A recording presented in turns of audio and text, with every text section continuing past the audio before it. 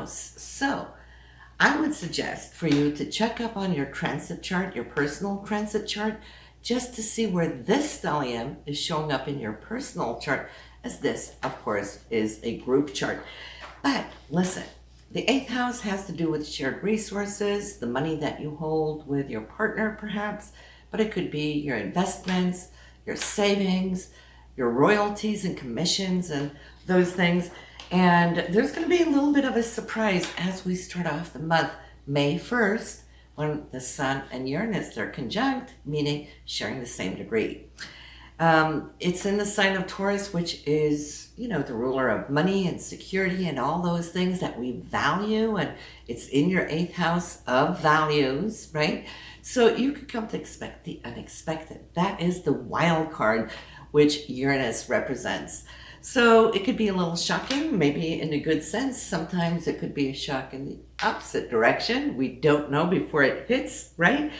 But it definitely is showing up in an area. That's why I'm saying check your personal transit chart this month and see where it is.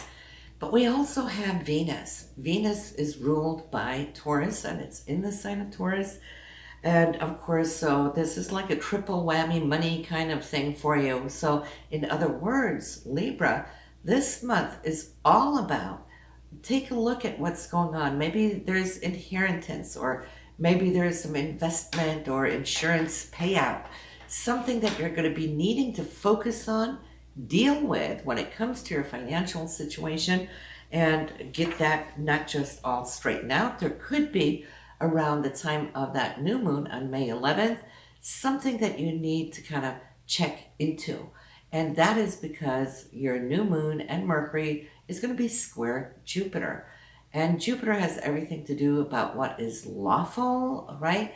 And what is fair or unfair. There might be a little twist that you need to go in and adjust and spend some time at looking at what is coming up. And it could pertain also maybe to one of your children, since Jupiter is in the 5th house. But the 5th house is also the businesses that we own.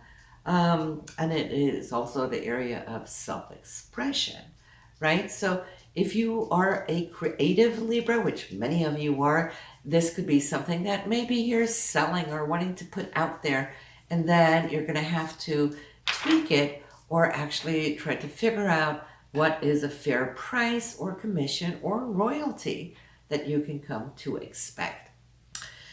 Now, that being said, let's talk about that new moon. So we know that the new moons are when we put down our intentions.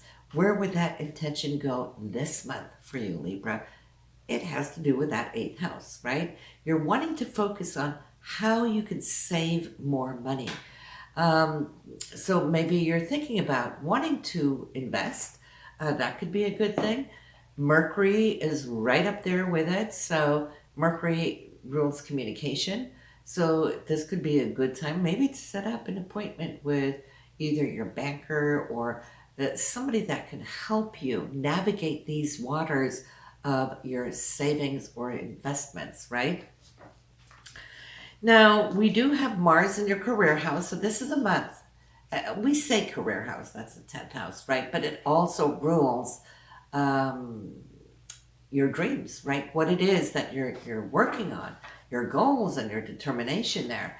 Mars doesn't really have any major aspects this month, so it's running solo, but that's good though. It's shown this nice and easy drive, should I say, as you're reaching and staking your claim in what it is that you're wanting to achieve.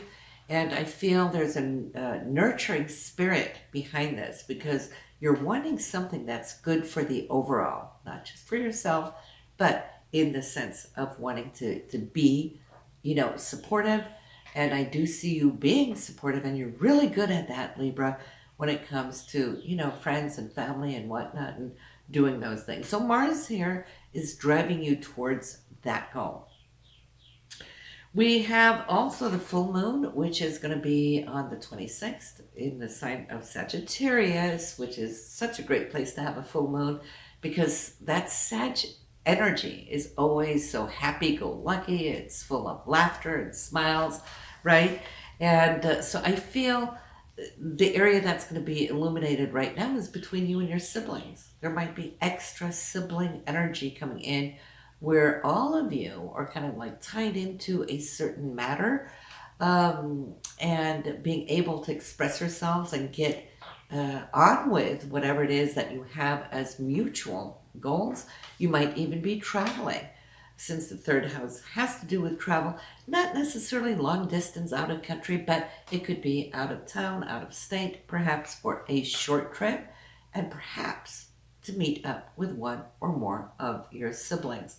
It's a gathering, right? That is around the 26th. So you want to circle that on your calendar.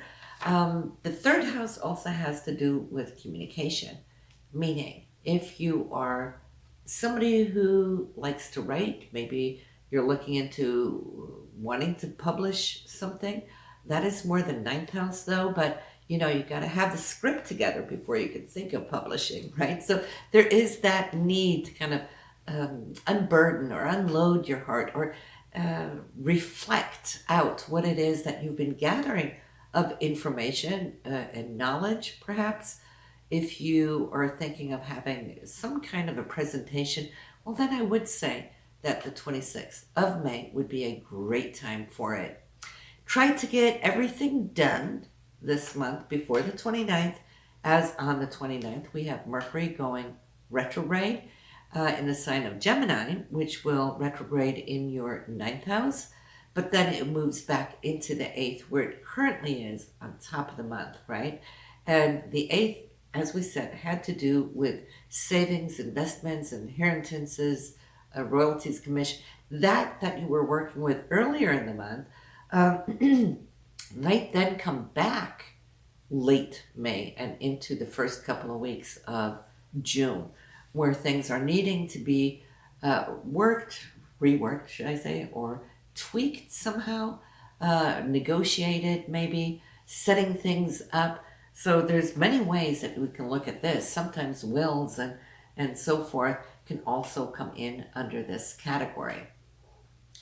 Now, this is a month, like I said, listen to your moon or rising sign, or go check out your own personal transit reading, because the impact of the stellium that you have in your 8th house could show up anywhere else in your personal chart.